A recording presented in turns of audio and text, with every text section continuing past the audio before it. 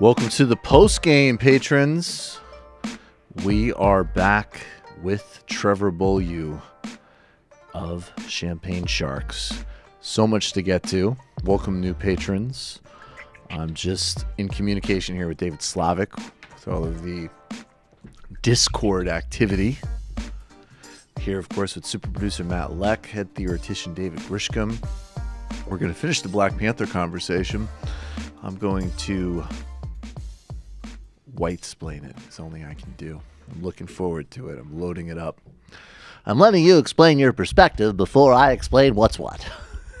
You know what I'm going to do is I'm going to provide like a critique of your position, which I think is valid, but also so far off the map of anything that's in the movie or being said that it's almost like ridiculous, but it will be fun. But first, we'll take a quick call. 646-257-3920, 646-257-3920. Usually we are packed, and there's more room in the queue tonight, so I would go for it because we will get to you quicker. You calling from a 478 area code? Who are you? Where are you calling from? Michael, you can butter my bum and call me Biscuit. I'll still be Jeff from Georgia, man. How you doing, Jeff from Georgia? What's going on, brother? Michael, I'm doing just fine. I want to announce right off the top that boys down here, we're Killmonger all the way. Team Killmonger, hashtag Killmonger was right. We're going to get a shitload of them t-shirts Trevor was talking about. All right, yeah. Get those t-shirts, KillmongerWasRight.com. I'm partial to the black Speaking of representation. but you can take your choice, folks. There's lots of different colors there. But hey, man, speaking of that, their black protagonist in that superhero movie, I think it's great that there is one. I really do. I mean that. But I feel like we've had some of these kinds of fights before to have diversity on television and film for, and not just a parade of white people. I remember stuff like this that happened in the 90s, 2000s when I was a kid. Yeah. But what we rarely see in television or movies is of it working class people or people in any kind of poverty of any kind of color. That's right. And to the extent that we do, when you see a homeless person in a movie, he's a joke. Yep. Right? He's a crazy person that we laugh at.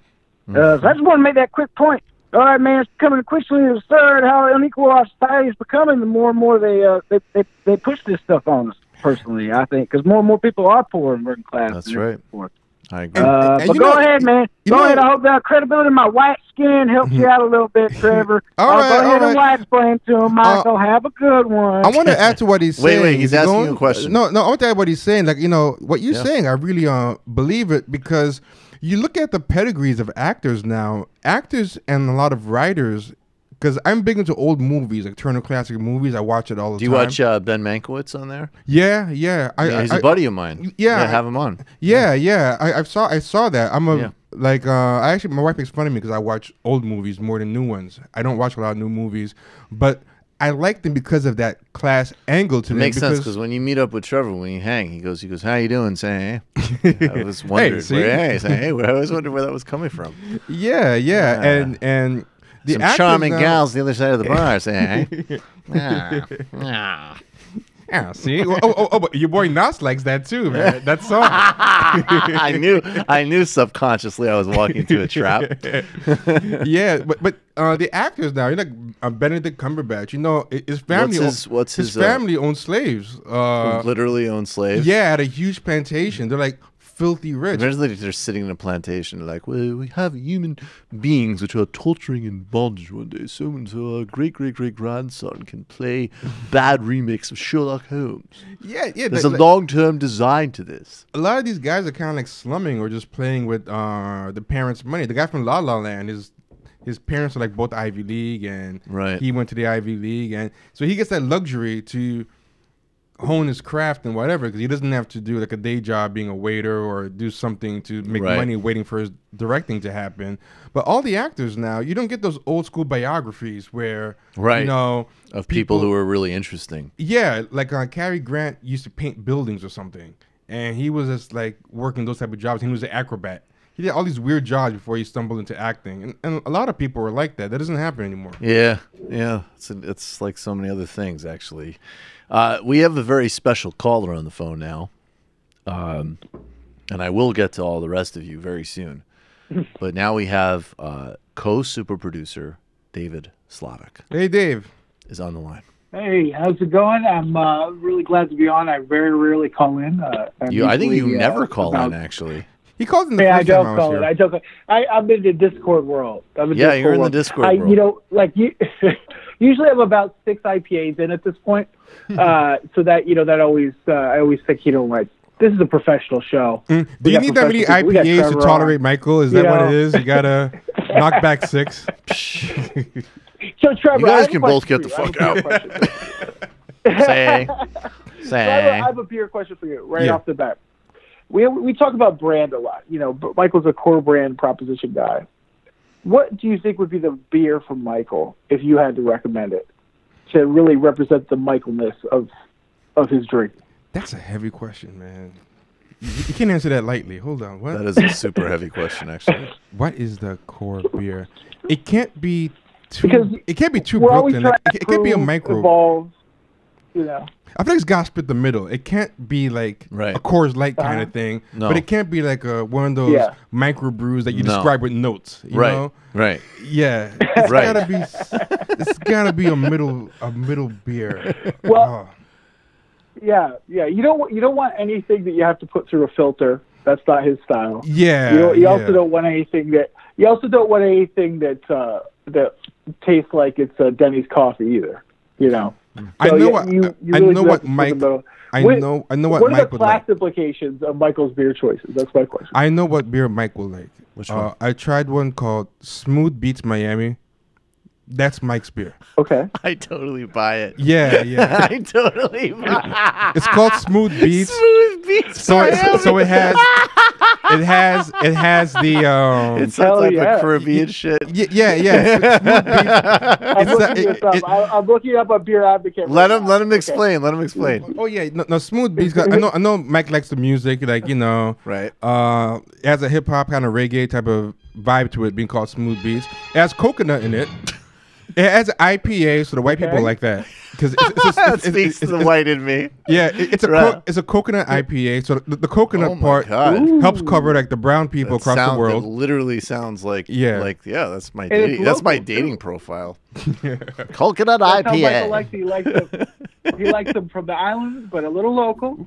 And there you go. Flavor and, he needs Trevor needs a napkin pronto. Yeah, I'm blowing my load. He was so pleased with himself with that selection that he's destroying our equipment.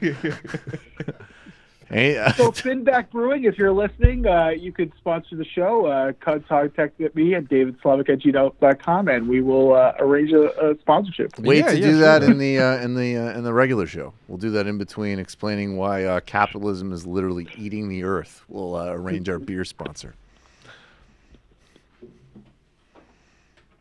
You still there, buddy?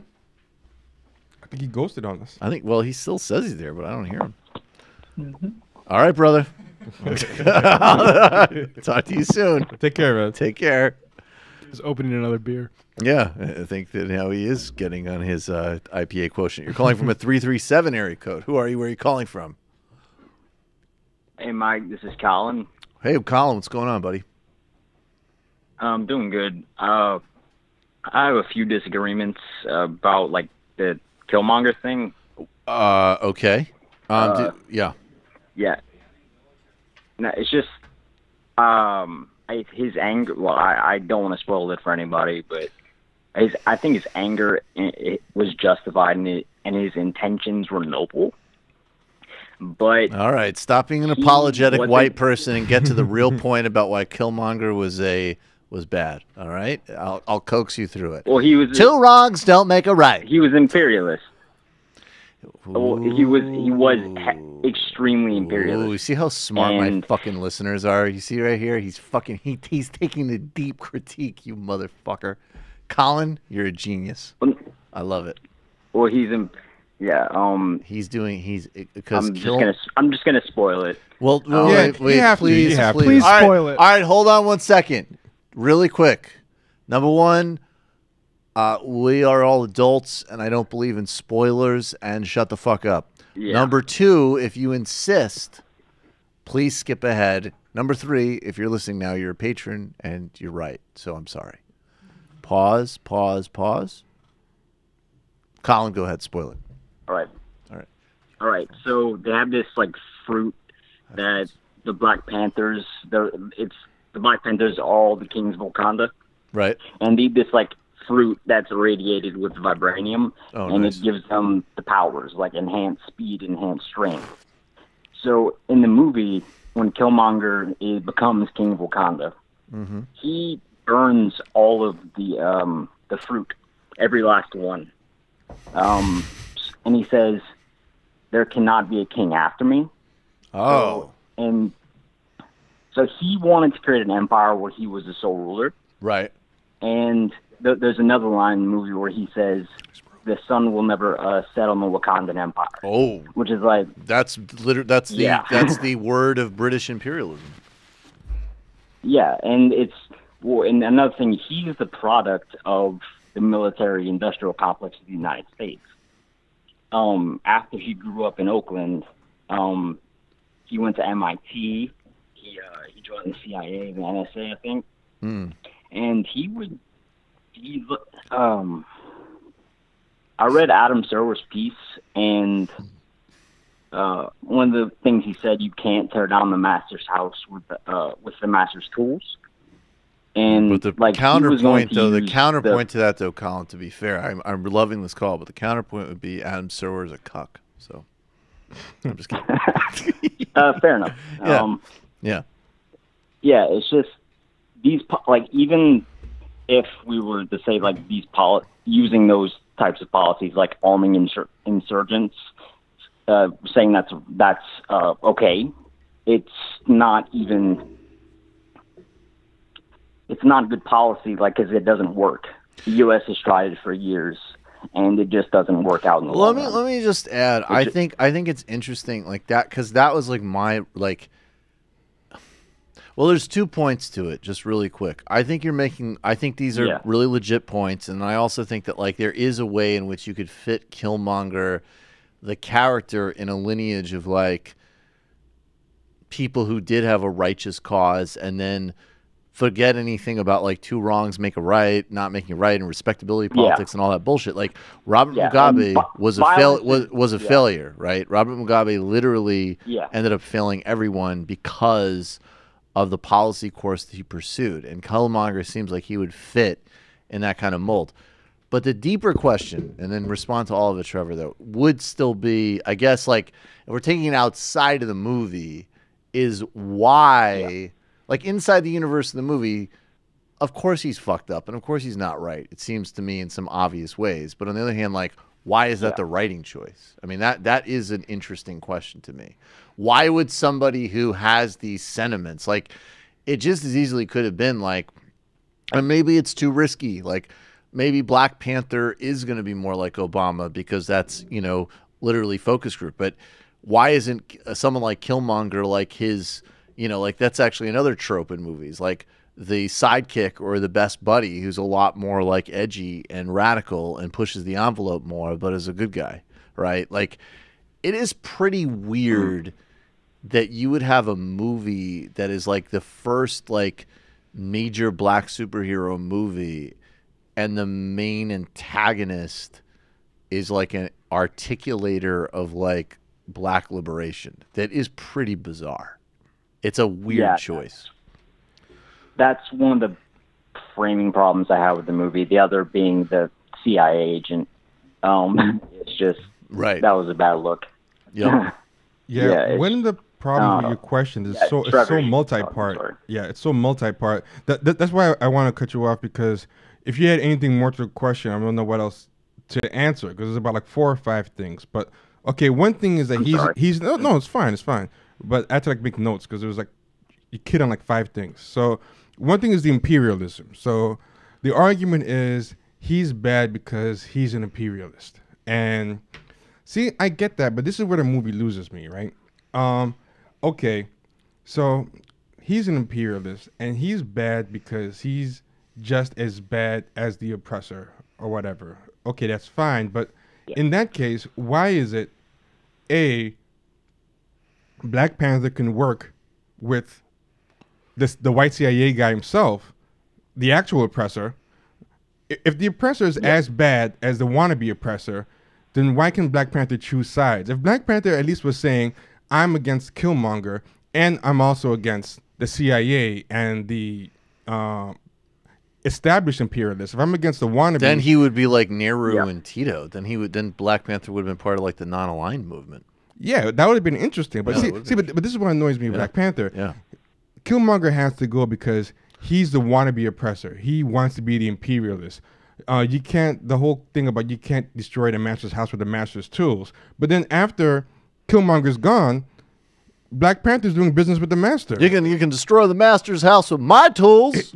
Fuck out of here. That's what I'm saying. Yeah. Thank you. Thank you very much. Visiting the master's house. Nation of Islam Obama likes Trevor. That's Trevor's point. The end of the movie, he's meeting with the UN. He's already worked with the CIA guy. He's given the CIA guy access to Wakanda and explained the whole shebang to him. The first person to the CIA. To the first person he's ever let in. The first person that learns about Wakanda is the CIA.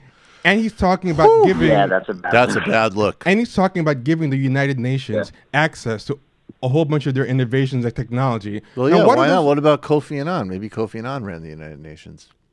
I don't know. Annan, Kofi Annan probably is from the real Wakanda. Probably. Yeah, but Kofi Annan's so Wakanda. The people in the meeting are even being racist in the meeting. They're like, hey, what do we have to learn from you? And he's just like laughing it off and smirking. So that's what bothered me. If I like that though, to be honest. Like the smug look on his face, I like that because just how dumb that other guy was being though. I'm sorry, I'm not hearing you. Dude, your connection's getting real bad, man. We will. Yeah. Okay. Okay, sound good. Yeah, we'll let you go. All right. Sorry. No worries. Thanks for the call, man. Thanks for the call. Buddy. So that's one of the things that kind of lost me when people keep saying, "Oh, he's bad because he's the oppressor." But then after they get rid of him, they're doing business with the real oppressor. So to me, the message becomes, we'd rather have a white benevolent oppressor. The problem isn't that we hate oppression. We just are afraid of, we don't trust black people to be oppressors. We are comfortable with the benevolent white oppressor. So it's just like a choosing of oppressors, which is where that argument loses me. If he stopped Killmonger, then wage war. I said, okay, we stopped him because he wants to be just a black supremacist. Now we're going to go and kill the white supremacists too. I would have been okay. Kill everybody. Now the other thing is the whole fruit thing is kind of like what you said. He's written to do that. Why is he written to do that? I mean, I don't fully understand it, but okay, maybe he shouldn't have gotten rid of all the fruit. But maybe fruitarianism did not work for Move. Yeah, but maybe you want to get them all off that narcotic, man, because that Black Panther kept taking that fruit to get strong. So who knows? But the sun will never set on the Wakandan Empire. Something else is Marcus Garvey had reappropriated that phrase to talk about the sun will never set in one of his things. So it could have been taken as a tribute to Marcus Garvey as well. Marcus Garvey had reappropriated that phrase, so it's kind of... Marcus Garvey didn't have good politics. I mean, I think this is where it's like it actually does run into me in an interesting way. Like there's a lot of distinctions to be made. So it's like Marcus Garvey never for a second can be compared. Like reactionary black politics is never the same thing or the equivalent of white reactionary politics because of history and reality. Yeah. But at the same time, just because it's not, it might be and is far more justifiable. It is not in any way the same moral equivalent. It still doesn't mean, like, those projects of like black nationalist projects were like critical failures. They were critical failures, but Marcus Garvey, I think, did a lot of good as well. Yeah. Because his international geopolitics was very naive. Right. But I think he was trying to kind of rebuild black cultural self-esteem on a whole. Right. And he had the idea of a black homeland because his kind of thing was black people in America are kind of like a third world country within a first world country. And what happens is because they have no real homeland, there's nobody to advocate for them. And for example, there was this thing in the early 20th century where they were lynching Italians. People don't know about this, but there was this trend of lynching Italians. And the reason why it stopped was because Italy, the homeland, said our citizens are there being mistreated by you, and they put some kind of pressure. And one thing about Black Americans, they don't really have that. That's part of the Pan-African movement, was the idea of what if we can create a kind of homeland for Black people that can advocate for Black people in the diaspora. So I think, and that did actually have an effect during the Cold War, because part of what actually leveraged civil rights to some extent was literally like, we're competing for the Soviet Union in global geopolitics, so we need to literally brand ourselves better. The so Peace Corps was a big part of that. Right. So, yeah, no, I mean, it actually included a lot of things that were positive, but that literally was like we can't go out and do an international propaganda campaign about all the Soviet human rights abuses if we're an apartheid state. So it did actually, and specifically when we're fighting for client states in Africa. But I guess what I'm saying is like, what actually strikes me is like, this like the hidden history from people like Adolph Reed, where it's like, his argument being that like, yes, there were, like there is a line of like corporate, like basically like accommodationism, which we could track, right? But his other argument is that there are all of these things like movements that are branded in the public imagination as actually being like really radical, but really they're just like, it might like Farrakhan being the classic example. Like it might sound in the upfront like super provocative because he's saying all this stuff about white people, but the actual political agenda is actually really conservative, and it's not. So his argument being that like actually, like the A. Philip Randolph tradition was actually like it was both radical in terms of civil rights, but also a broad-based socialist movement that was, cross-demographic. And that's also what the African National Congress was. So it's just another weird thing, because even in like pop culture, it shows like, in this case, it exalts the accommodation neoliberal thing and demonizes the radical impulse, which I agree with you is a bad look for this movie and how it's positioned. But it also reminds us again that like, it's fucked up that those are the two choices, because those are not the two choices. The two choices are not like turn the other cheek neoliberal bullshit and representation, or, reactionary nationalist projects. They're not. Like and if anything should represent like third world, but like socialist advanced like global solidarity, it would be Wakanda, right? Like every future utopian project basically sort of usually points to that type of politics and ethos. Like Black Panther should be like Nelson Mandela or Michael Manley or Thomas Sankara.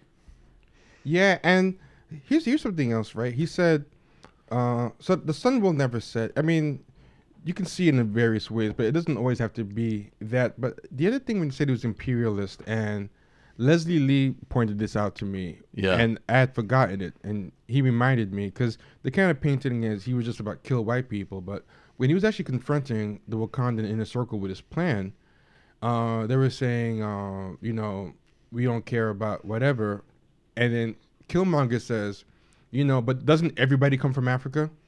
Everybody's African, right? So responsibility to everybody, and what he was kind of calm down, David. It's okay. What he was trying David's getting upset about that. What he's kind of implying about that was the implication was when I make jokes like that, they should be on camera. So to be clear, I'm joking. I'm sorry. Yeah, David's gonna get a reputation. David Grishkin's actually not actually having like, I know African. I read Marx and Engels. It doesn't mean I'm from goddamn other continent. I'm from Europe. God damn it. They kind of made it seem like he was actually for like all oppressed people. Like if you were on so he would be like the type of dude who's like, Wakanda's gonna go help the IRA out. It's gonna help. If you're against, if you're against oppressors, at the end of the day, we're all African. So if you're quote on the right side, which is anti-oppression, so it kind of got turned into he wants to kill all white people, but that's not what he's actually doing. There's evidence in the dialogue. Part of the movie is clumsily written, so you can kind of. I'm not saying that people who said otherwise are being intellectually dishonest. I think that the movie did need to clarify a little better, but there is some language that shows that it wasn't just about doing the opposite of what white people were doing. But the other thing is, the master's house. A lot of this crowd of black writers love using that phrase. The master's. You can't dismantle the master's house with the master's tools. And it's by Audre Lorde, and it's by a paper she wrote by that name. And I maintain, I've worked with this phrase for a while. I don't think the phrase makes sense. And I don't think it's even consistent, because the paper itself is all about higher black women. Like, the whole thing is the master's tools won't dismantle the master's house. So you need black women in your feminism. And you need black women. You can't just have white women leading the feminism. That's all the article is about, just hire more black women. But that's not really the same as the phrase you're titling it, which is, because what are these black women going to do? They're going to publish in journals. Aren't the journals the master's tools? They're all going to these Ivy League universities. Right. The universities are the master's tools. So it's like hiring, unless the person is the tool, which is a disturbing implication. You're saying... yeah, that is a really disturbing. Yeah, so what are the master's tools white women, and you're saying don't use the master's tools, use these black female tools. Like, it's like, you, what does that mean? What about politics? I do see a lot of tools. There's a lot of tools out there, and I don't think we should encourage them. How about voting? Is a voter registration drive using the master's tools, or or electing to office? I think the problem, it's poorly defined. I think the problem with terminology like that is, I think it actually, and this is where, like, I own, like, this part of me, which I actually think it's bullshit that we, like, dismiss too much as, like, woo woo or whatever. Where it's like, I think on some level, like, phrases like that refer to the fact that part of, certainly not all, maybe not even most, but part of dealing with all of these things does involve, in my view, a change in perception or consciousness, right? And so I think what those phrases point to is, like, yes, in order to advance and improve and leave behind systems of abuse and exploitation, part of it does include leaving behind certain mindsets. And that is true. But the problem is that it points, like... See, but a mindset is different than a tool. Well, that's right. It's pointing to things that are, like, very important, but I don't want to say ephemeral, because I do think they're immediate, but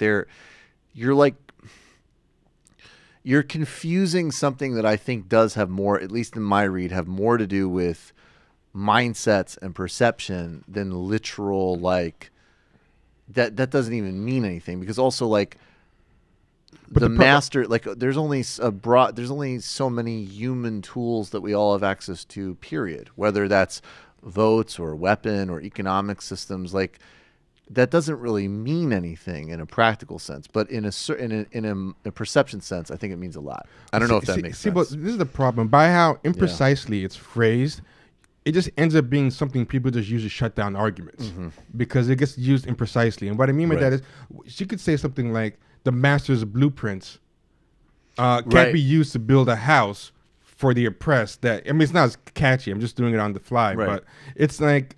definitely not as catchy. Yeah, definitely. But at the end of the day, the house I'm going to build is going to probably be built with the same tools that the master built his house with. It's like, just, you can't build the same house that the master built, but you're still building a house, you dumb motherfucker. Yeah, and that master's Nation tool of Islam, thing. Obama, yeah, I noticed a lot of these media intersectionals just love using it and throwing it out there. I mean, even the original paper is just talking about higher black women. So, but even if that's the case, you can't use the master's tools, right? He's working with the CIA to depose Killmonger, and at the end of the movie, he's talking about how he's going to give the UN and all the world powers vibranium tech. Like, how is that not dealing with the master's tools? Right. And if Killmonger's bad because he learned all this stuff from the CIA, like the Carter said, right?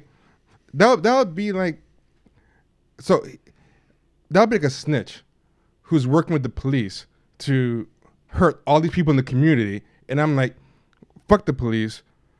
I mean, fuck that snitch. He works with the police. He's as bad as the police. Now I'm going to the policeman's ball and donate to the Police Benevolent Association. Like, it makes no sense. So if Killmonger's bad because he got trained by the CIA and everybody he killed, all the bad things he did was by the orders of the CIA, then why are you going to work at the end of the movie with the higher up CIA person, the one he did all this stuff for? Hashtag stop snitching. Yeah, I'm going to work for the CIA. Yeah. Can you play "Rat Race" in the background by Bob Marley while I take this next call? Because there's a lyric there that's gonna elucidate all of this. You're calling from a 757 area code. Who are you? Where are you calling from? Hello, Michael. Claire. Is this Claire from? She is one of the co-moderators of the Discord. I'm not buying this accent. I think it's a put on. No, Claire is not putting it on. Really? No, I'm just playing. I'm completely putting this on. Actually from Tennessee. Just tell. Go ahead, Claire. We're just playing a little Bob Marley in the background. This is the song where, and actually, like, I'll just say, because we've done the illicit histories on the Shower Posse in Jamaica, and this song has the lyrics that probably are one of the reasons that he got shot, because he says in this song that Rasta don't work for the CIA, and like, it's one of those lyrics that when you're like in college or something, you're like, oh yeah, you're CIA, man. But literally, when he said that at the time, the Labor Party supporters took that as like, oh, you're attacking us and you support PNP, and that probably led closer to the assassination attempt on him. And the point being, just to loop the conversation on Black Panther, is you don't work for the CIA. Claire, what do you have in mind? See how I pull all that shit together? Oh, you've remembered I'm on the line. Thank you. could easily get you off the line. I was actually calling in to complain about something, which is very unlike me. You're chopping up a little bit. But go ahead. Yeah, you're breaking up a little bit. Yeah. No, it's okay. Go ahead. Is that better? No. Just try to go. Just plow ahead. Say what you got to complain about, but we might need to let you go after you do. Sorry. Go ahead. I just feel that you're not doing a very good job of selling the Discord. I think you're so half-hearted, and you're like, oh yeah, we've got this Discord. You can become a patron. Come and join us, Discord. And I think there's so much more that people need to know about. What do you want? Okay, well, give me the list, Claire. I will tell them everything, because I'm amazed by the Discord, and I'm there actually. I've been doing a lot of Q&As on the Discord. I've been up to almost once a week. I know, but you still haven't got as many tabs I have on there. I know. What? I know.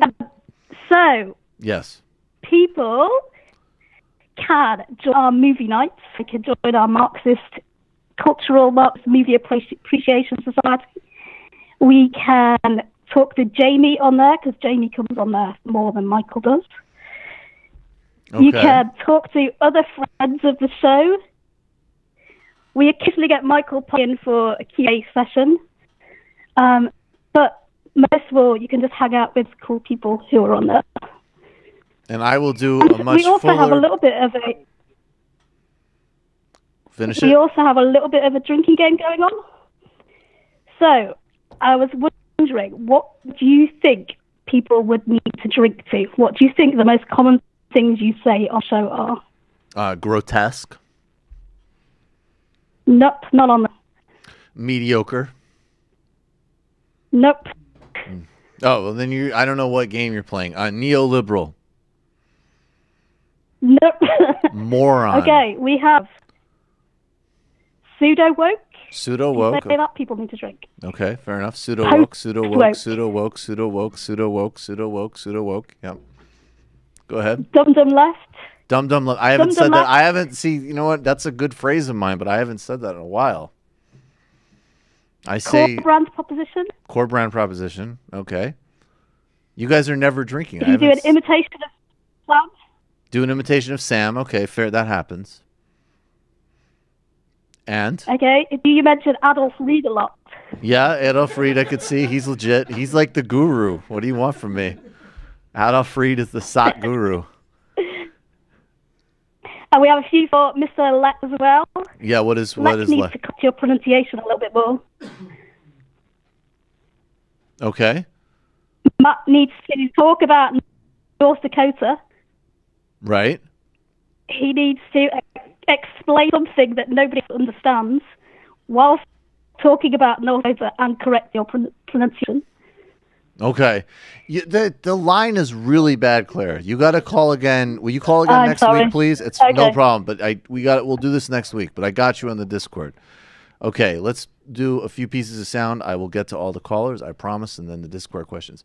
Hey, Trevor, you surprisingly are a big Alex Jones fan. So big time. Yeah, I got some sound from you. You have a Haitians for Alex Jones Facebook group. Oh yeah. So you've probably already seen this clip. This is a Vic Berger video. His age is crazy. I didn't know how young he was. He looks like shit. Yeah, he looks like really profoundly unhealthy. You know how old he is? I was like, he's only like 44. Yeah, I was like, wow. He looks, it's like the balls on Alex Jones to sell health supplements is like it's the part of me that just like loves it. It's like he's the anti-endorsement for any supplements. Like he's literally like.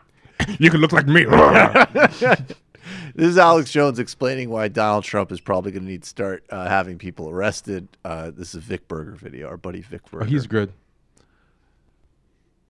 You go to rallies in Austin, L.A., New York, almost every person we talked to said, we're getting guillotines ready. We're going to kill conservatives. We're going to kill Trump and his family. We're going to kill you. They're going to guillotine everybody and have a communist utopia. And they're all nodding. We're going to kill the conservatives and the Christians. We're going to kill them. And these are marches with hundreds of thousands of people nodding their head. We're going to kill you. Now, they're obviously not going to kill anybody. Close up.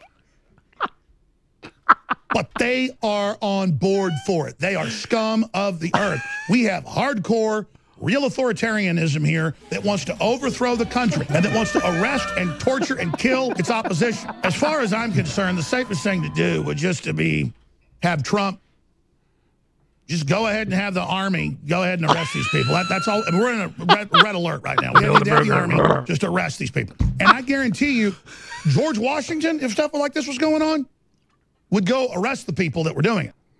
I actually believe the last part. And the thing that I just always want to remind everybody is like, this guy is one of the most important figures in media, the modern Republican Party, the Trump age. So like, it's crazy. These types of ideas that get seeded are, you know what I love though, is that this is a different track because clearly he's trying to get back inside the Trump universe because a couple of weeks ago, his main video content was just like, they're going to try to kill him. They're going to try to kill him. Like Alex Jones was talking like we don't even joke about that. And Alex Jones is like, they're like, it's terrible. It's going to happen. They're going to try to kill him. And you could just literally see like the dollar signs registering in his head. Oh. I totally if this prediction comes like I completely believe that Alex Jones voted for Obama and Clinton. Like there's no question that for his business purposes he voted for Barack Obama and Hillary. In this BuzzFeed piece, they were like Alex Jones in 2012 got like one who used to work for him was like, oh yeah, he definitely voted for Obama and panicked for a second when it looked like Romney was gaining ground because it's gonna be bad for business. I can't believe like from 4 or 5 years ago, if you look at people like Cernovich and Alex Jones, where they were, and to see where they are now, like actually kind of on that stage, getting press passes, and it's just a weird world. I don't know what's next. What does it say about Americans that like there isn't even like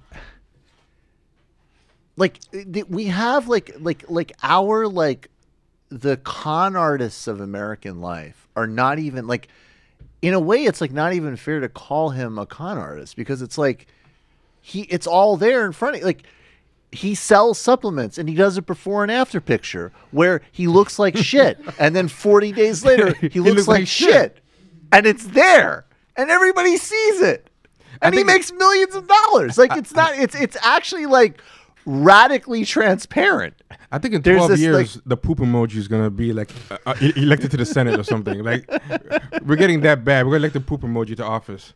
Grisham. But he's really good at selling those supplements. I don't know. He's amazing at selling those supplements. He's an incredible showman. He's one of the most talented broadcasters in America. But there is like this certain, like, it used to be that like somebody had to pretend like there were steps. Like I think Glenn Beck and Handy were kind of like a middle ground. Yes, like the bar just kept getting lowered because Glenn Beck was just so ridiculous, crying all the time. But it was like weird. you know those like remember like when that like those really like those pickup artist subcultures, like when they got into they like hit the mainstream like 2008. And it was disgusting, right? Yeah. Like those are like this the flip side where we've like really moved as a culture. Like those guys couldn't get a fucking VH1 show now. Yeah. But like by the metric of like this is all being gross and scams, like this would be literally like one of those pickup guys being like, "This is my book," and then they're like surrounded by like, you know, very conventionally unattractive women. Like I'm just saying, like you look at Alex Jones, it's like. He looks not healthy, and he sells health supplements. I can put myself in the mind of somebody who would like still buy that, though. I don't know why. It's incredible. But like, what is it? What is the mindset? You would think like, well, he's allowed to live a lifestyle that makes him look like that, and like I can also look like that, but also be on Alex Jones level. Yeah, like a sort of amorphous healthfulness. Like vitality. He certainly has a lot of vitality. That makes a weird kind of sense. I see where you're going with that. Yeah, I think that's actually brilliant. Yeah. I know you were gone last week, but I hope you saw that Milo was selling supplements on Alex Jones' channel. See Milo selling. Do we have that? Do you want to call it? Yeah, he was terrible. He was like Alex Jones is a master. It really made me appreciate it because Milo is such a disgusting panderist. Oh, no, Alex Jones. No, Milo has no. Milo's a calls. Let me remind you about InfoWars Life's Icurin. Here we go. Like the best endorsement I can give you because I'm very careful about what I put inside myself. Just put on weight too. As many. I won't make that joke. Actually, we go out on the radio, don't we? Oh, let's do it. You know his problem. There we go. Is Milk thistle extract. 600 milligrams of it. More toxins and diseases find their way into your system. More important it is that your body's detox systems can keep up. And the liver and the kidneys are the ones who bear the brunt of all of your smoking, drinking, and carousing. Terrible things that you people do to your bodies while you're listening to InfoWars, guzzling down Jim Beam. And I mean, he, like... Have you seen Milo is one of the most boring people on the planet. Have you seen what he used to look like before he reinvented himself as this guy? He was the most square. If you can get that visual, he was very square. And I think his thing is he's as boring and square as a Fox News grandpa. And then he realized because there's this crowd that wants the right wing to be the new punk rock. Right. He was like, hey, I'm already gay. So people already think all gay people are libertines and cool. I'm going to rebrand myself as cool and libertine. So he makes that dumb joke about I'm careful about what I put in my body. Oh, I can't say that. I forgot where I am. But he's so square. He doesn't know how to be cool. I think he's just also, it's like Republicans are funny because the right plays, like the right does the most primitive identity politics imaginable. So they're always just looking for like, oh, he's gay, but he's a fascist. That's amazing. Or like this black person or this Mexican person will, you know, confirm all of our racist narratives or whatever. But so they also like, think because he's gay, he gives him a cool quotient. No, it does. It gives him the. But he's actually not cool. He's so not uncool. Remotely cool, and well, he's the only cornier than any straight person that there is. The only. That's true, though. I've met some pretty corny straight people, but the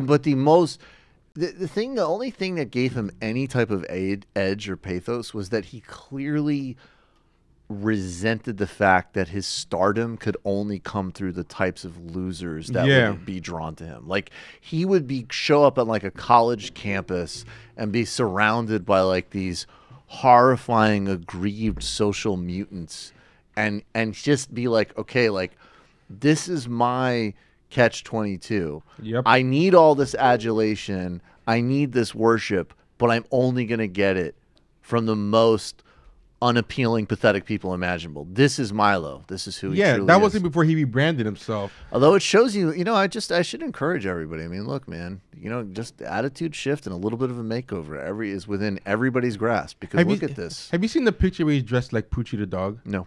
And I don't care to. But he's trying to look cool, and it's 20 years ago, like idea of cool. He's very behind, but I think the Fox News grandpas don't know. They think, this is edgy. Oh yeah, I think I like the My Chemical Romance photo shoot.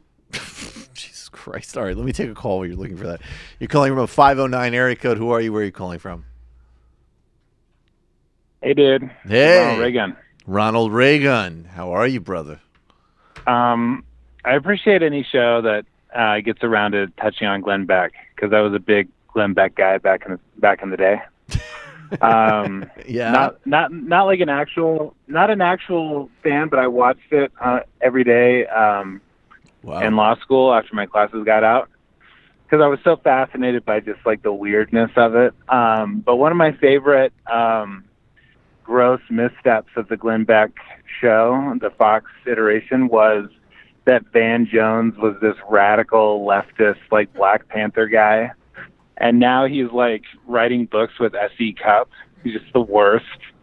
Van Jones was like, the secret Maoist in the Obama administration was like jonesing for a CNN show called like Coffee and Reconciliation, where I talk Middle Ground with Van Jones. The Middle Ground with Van Jones, where I talk with John McCain's daughter about why it hurts Republicans' fifis to call them racist. I mean, excuse my language, but you son of a bitch.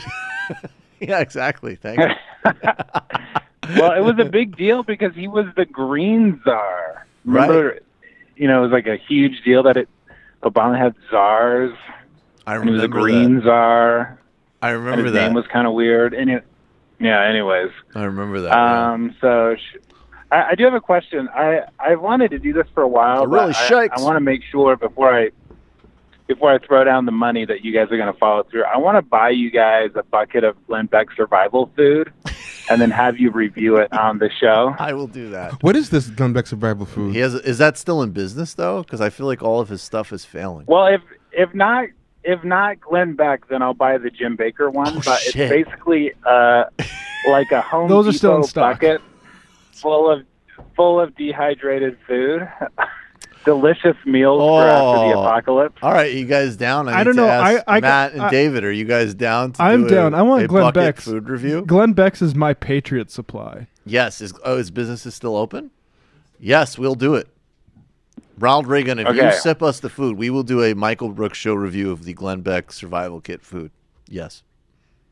I'm going to have that delivered to your house, but like not your house, but whatever, the studio. But you have to promise me, because they're like $100. So is there no way? I will do it, but there's no way of finding. There's only $100 option. I mean, look, survival in the apocalypse is not going to be cheap. Yeah, what do you want to survive for like 2 weeks? Yeah, I want to survive for like 2 weeks. Actually, probably yes. Literally, if I'm reduced to a point where I'm eating Glenn Beck food, like yes. It should come with cyanide tablets. Yeah, 2 weeks should be my checkout. I would want to go like, yeah, exactly. All right. Yeah, cool. no, we will do it. Yes. Maybe you should make it a Patreon, like, Definitely, yeah. You mean like when we hit like 2,000 patrons, we'll eat Glenn Beck's survival we'll food do like and we'll do like a Coney Island like hot dog eating style contest. Like who can get through their slop faster? Oh, yes, that's what we'll do. That's what we do. Guys are such grifters. When we hit 2,000 patrons, we are going to do a Coney Island style hot dog eating contest of a Glenn Beck Patriot Food Supply. And it will be Matt, David, and myself. Done. All right. I can't believe you Sounds sold good. this. Welcome back, man. Thanks, brother. Good to hear from you again. Appreciate Later. it. Thank you. So then Alex Jones doesn't look that crazy when you realize Glenn Beck was legitimized before him. Oh, I think Alex Jones. No, but Alex Jones was before Glenn Beck, and Alex Jones used to complain that Glenn Beck like stole his ideas. You know, and David Slavic will come for that. Yeah, contest, Glenn Beck's the Coldplay to Alex Jones's Muse. From Radiohead. Exactly. From Bryce, in relation to UFOs that Corey Pine talked about, can you give us a brief explainer on Poseidonism and its place in leftist discourse? Poseidism? I don't know what that is. Yeah, I only vaguely know. Question from Chakrabati. Any chance you can have an illicit history around the Greek debt crisis and austerity, thinking of Yanis Varoufakis' latest book, Adults in the Room? I'm want to get Yanis Varoufakis for the show, and I read him, and I've watched that, and that's the goal. And yes, that is a good topic. Question from Lewis from Texas. Does Michael believe that you and Trevor believe that UFOs are aliens or just classified government technology? Well, I tend to agree with the Adam Curtis view that a lot of that stuff is misinformation spread by the government to cover up weapons testing. I love your fan base that you can get those two questions in a row. Like I know. What's that guy? Giannis? What's his name? Giannis Varoufakis. Yeah, that question followed by UFOs is awesome. Yeah, exactly. So is Giannis an alien? Yeah, Giannis Varoufakis. Yeah, he could be an alien. I buy it. Great illicit history with struggle session. Is gamer identity a useful model for addressing other consumer cultures like gun hoarders? I don't know. That's actually an interesting question. Yeah. Question from I'm not. I'll think about that. I really don't have something for you immediately. Question from Kentucky Fried Comrade.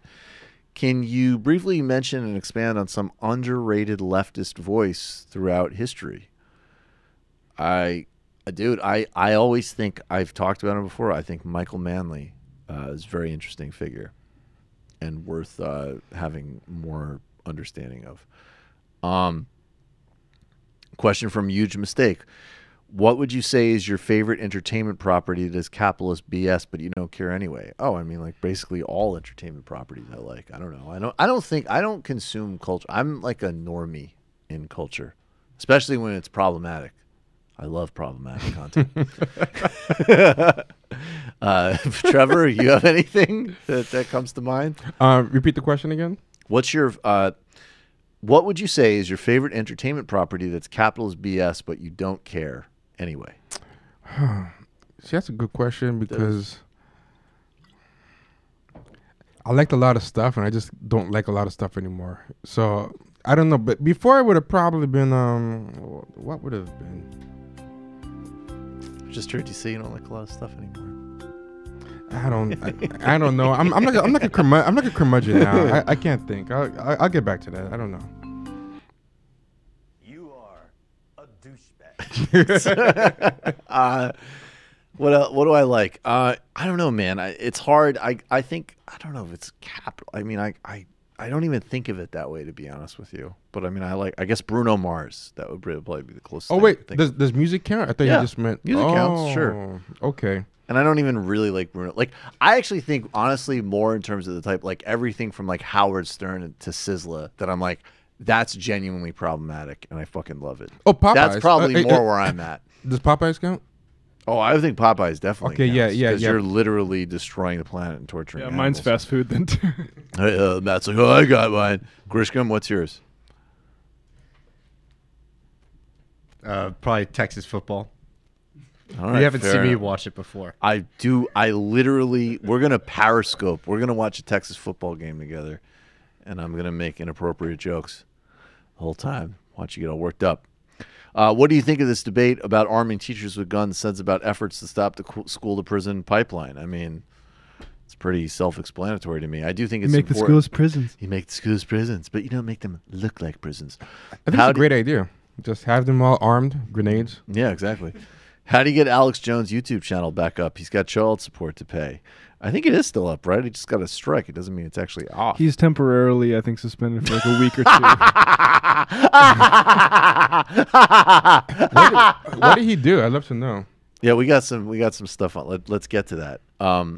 Considering the current patchwork of gun regulations can be defeated with gun smuggling, including to Mexico and Canada, what is the thought of a possibility of Canadians and Mexicans getting involved in the U.S. gun debate to advocate for comprehensive changes? Well, I mean, the idealist, genuine part of me thinks that that's great. I don't think that will have any effect on the conversation whatsoever. If Mexico had the ability, like the same logic by which the United States implemented its drone program in places like Pakistan and Yemen, Mexico could conduct drone strikes on gun shops in the United States. Like, we fuel an incredible amount of violence there through those weapons flowing. All right. Alex Jones, I guess, went on got a YouTube strike because they said something. What was it that they said, that David Hogg was a crisis actor or something? I think playing around that area. They were flirting with the idea, and David Hogg is, of course, one of the young people who, after the latest mass atrocity in his school, has been brave, forceful, and actually just a really genuinely impressive advocate on the gun issue. And so this is Alex Jones, who is clearly having a freak out. And this, I do like this part of Alex Jones, because this does, like, I think what's partially fun about him is he's genuinely nuts and he's genuinely cynical, in my opinion. And this tweet thread, I think, kind of reminds you that he's like, yeah, but like all joking aside, this is a fucking business. So he's having a meltdown and tweeting at this kid and trying to get this kid to become a guest on InfoWars. So he goes, at David Hogg, I would love to have you on today to clear up some of the disinformation that has been put out about my statements concerning the tragedy. I noticed that you're calling me a quote-unquote shit journalist and a quote-unquote snake oil salesman when I have never called you any disparaging names. Now, God knows what Alex Jones has implied about this kid. Also, I've never been sued by survivors of any school shooting. Please stop the defamation. My YouTube channel with 2 billion plus views now been frozen after CNN lobbied for it to be closed in your name. Again, Mr. Hogg, in your name, CNN has shut down my speech on YouTube. It's critical that you come out and support the First Amendment and let them use you and free speech. DM me your email. My producer will set it up. Thank you. This is like Alex Jones having a meltdown. Awesome. And proving that that he doesn't give a fuck. Ryan Tennant on the So yeah, there was a video titled it. David Hogg can't remember his lines in TV interview. Yeah, so maybe you applied something there. Maybe you did. Seems like you kind of did. Ryan Tennant, Vic Berger is the greatest ever. Speaking of Alex Jones, yes, we did hear that he was banned from YouTube. Luis from Texas, question for Trevor. In his recent Champagne Sharks episode, he stated Popeyes is his favorite fried chicken. To answer, wow, I really talk about Popeyes a lot, don't I? This is disturbing.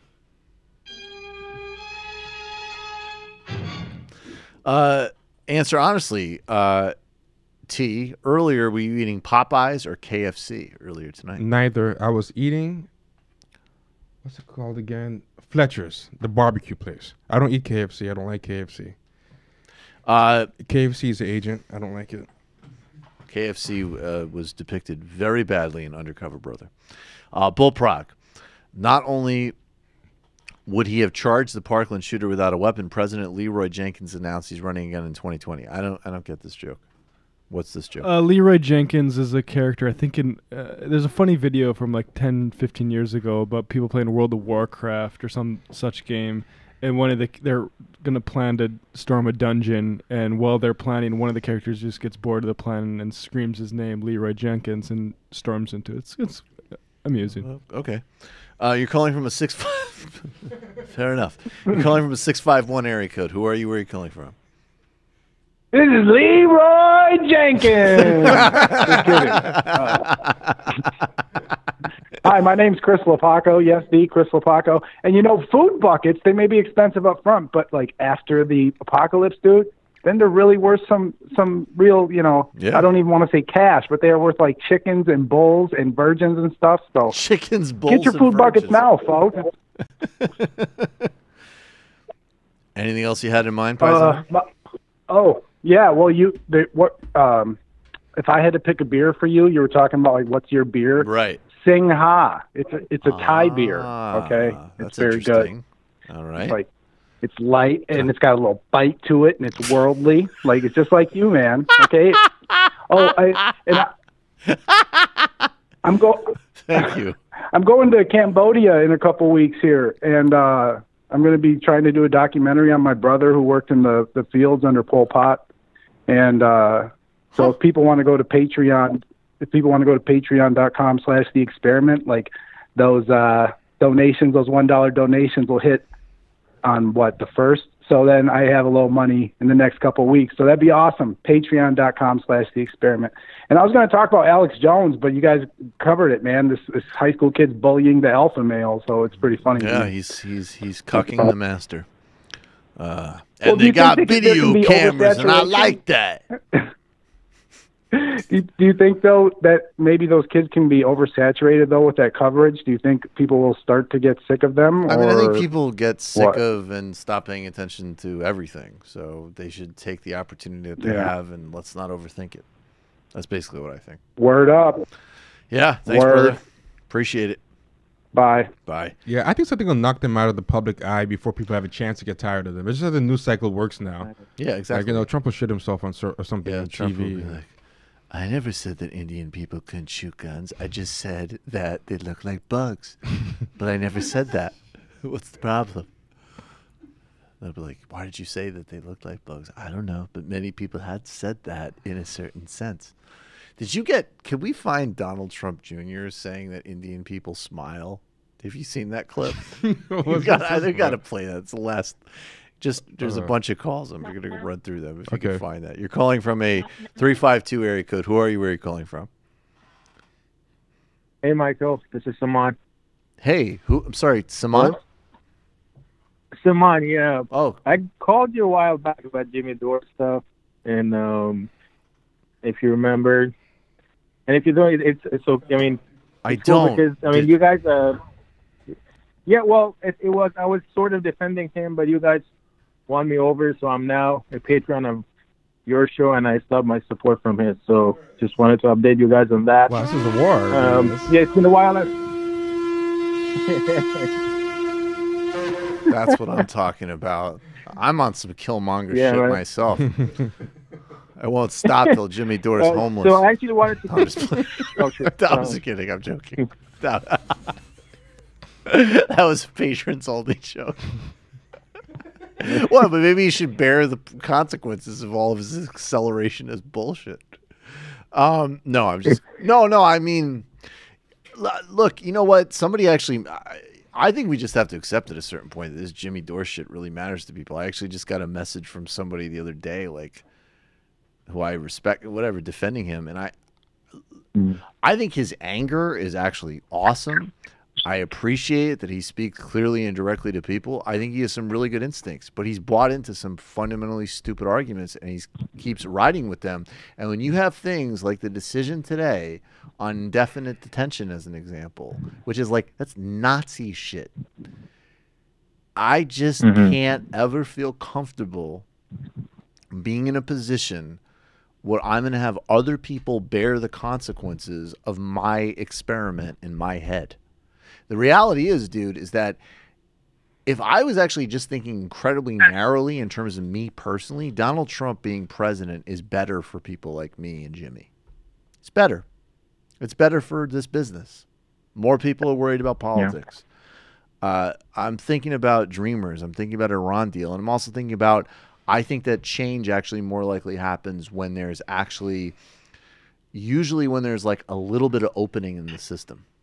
Not when people are completely backed against the wall. But anyways, man, thank you. I'm glad you became a patron. I appreciate it. Do you have anything else to add? The thing was that what basically happened, I think at some point, we started to turn, but Jimmy did not. So I think that's what happened. Basically what happened in 2008, the country was ready for a turn, but Obama, I guess, didn't do it. I think that's sort of what's happening with his politics, that it is not willing to change. But I have a couple of comments on actually Corey Pine's commentary on computer science.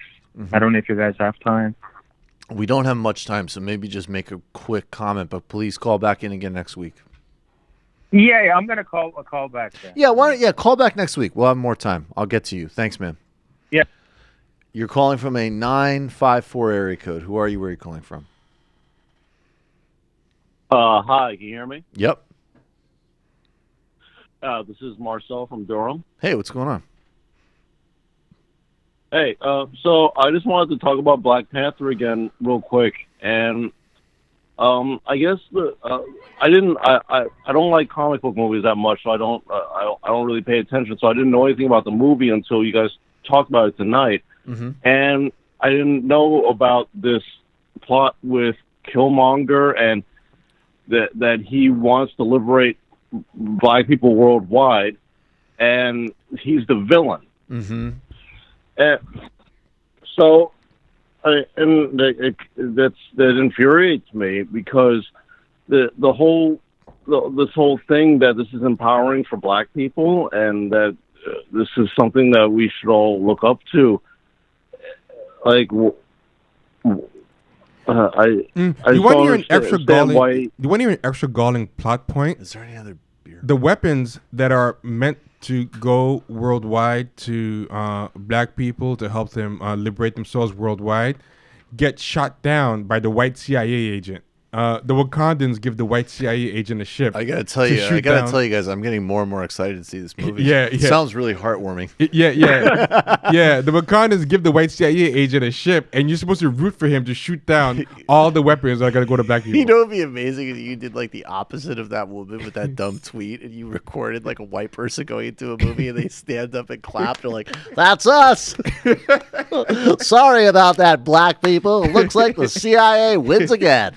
Black people were clapping for the CIA in the movie. That's what black I knew. Black people were clapping for the CIA. Yeah, they were clapping because the movie. No one's supposed to clap for the CIA except employees of the CIA or oil companies. I was the only one clapping in the quote unquote wrong parts. Like whenever Killmonger was winning, when I was when he killed a woman. Yeah, that too. Fucking misogynist. She's in there, like no, she was a writer. Yeah, you want equal rights? You got equal rights. He fucking killed you. No, she was a writer. Right? She was down for the cause. By any means necessary, she was down. But that's the problem. Is that doesn't sound like Malcolm X was in the movie. Anything else? Anything else in your mind, man? Yeah, I just think that all black people should be empowered to create. We should be creating our own things. We should not be worried about getting in with the white mainstream, and let's make our own comic books, our own movies, music, and just do what makes us happy and not try to just make our white friends happy. Yeah, I agree with that, and I actually want to have an episode coming Black up Panther, soon. I'm sorry, was Black Panther created by a black artist or a white artist? No, it's created by your people, two Jewish guys. Oh, well, we create all the good shit. Yeah. So, yeah. Well, I'm sorry if we just do things that people like. What can we say? Sorry. but yeah, I actually wanted to do a show just highlighting some actual like comics created by black people and have them and focus them, because I figure with all this attention that this is getting, it might maybe lift all boats. Oh, that would be a good show. Yeah. That would be a really good show. I'm talking to some people about that now. We should do a comic book about a really cool Jewish podcast host who's awesome. I can't believe it doesn't exist already. Yeah, I feel like it should be out there. But like a cool one. Like not like some like Yutz neurotic schmuck, but like someone who's like, in Brooklyn. The James Bond, the podcast. Yeah, exactly. Yeah. Exactly. Sort of like a James Bond meets Eddie Haskell, very specific kind of sophisticated politics. But like write a fucking comic book about me already, guys. Anything else, man? No, that's it. Thank you. Hey, appreciate the call. Yeah. Please, is this the first time you called in? No, I called in last week or a couple weeks ago. Okay, cool. Keep it coming, bro. All right, be good. All right. Thanks, man. Take it easy. All right, guys. That was the last call of the evening. Let's just speaking of. What a face to end it on. Yeah, I'm sorry. We're gonna have to have a palate cleanser here. Yeah. I just needed to play this. Donald Trump Jr. What I like now is now we're in the phase of like the next level of the Trump administration. Like they're just like they're done with pretending that they're not going to use every opportunity to enrich themselves. So Donald Trump Jr. was literally in India last week selling condoms and basically being like, if you pay like $38,000, you have a meeting with the president's son. And here he is on CNBC explaining why he likes Indian people so much. I think there is something about the spirit of the Indian people that's unique here to other parts of the emerging world. I can, you go through a town and and I don't mean to be glib about it, but you can see the poorest of the poor. And there's still a smile on a face. You say hello. It's a different spirit that you don't see in other parts of the world where people walk around so solemn and I think there's something unique about that that doesn't exist elsewhere. And it always struck me as, I know some of the most successful people in the world, and some of them are the most miserable people in the world also, right? And there's that spirit that really shines through, and I think that speaks to the future potential of what this country can do, because, that to me is everything. And it's always been amazing to see, because I couldn't ever understand it until you keep coming back, and it's there. It's not a show. Not to say that there aren't hardships. I understand that and fully recognize that. But there is something that's different. Unbeatable Indian spirit. About the people here that I have not seen to the same level in other parts of the emerging world. I like how she's looking at him and she's like, it's my job to basically be a propagandist and give you a complete softball interview, but oh my God, you are such an inbred-looking fucking fool. I hate you with every fiber of my being. I leave you with this question. You're a patron. You're probably totally on point. But can you watch that clip on setting aside all of Jordan Peterson's histrionics and crabs and lobsters and all this other bullshit and nonsense, but watching Donald Trump Jr. talk about the spirit of the Indian people, is there any question in your mind that we need a global socialist revolution after watching that? And anytime you have a friend who questions the need to seize all of these people's wealth and redistribute it fully and probably hand out a fair amount of prison sentences, or is offended when we play re-education or gulag on this show, send them that clip and say, are you really fighting on behalf of this freak or everybody else? And I leave you with that thought. I'd like to thank my friend Trevor Beaulieu, Champagne Sharks. Thank you for having me. As always, my pleasure. Thank you, super producer Matt Leck. Thank you, head theoretician David Grishcom. Super producer David Slavic. Thank you to each and every single patron. Thank you, new patrons. We're on the move. This Sunday, deep dive into integral theory, the new culture wars, a counterculture that bites back, Marxism and consciousness. Whole bunch of high-level, crazy shit. Next Tuesday, of course, a brand new show. Discord Q&A this weekend. Calls for comrade level and above group call at 2 p.m. on Saturday. Thanks, everybody.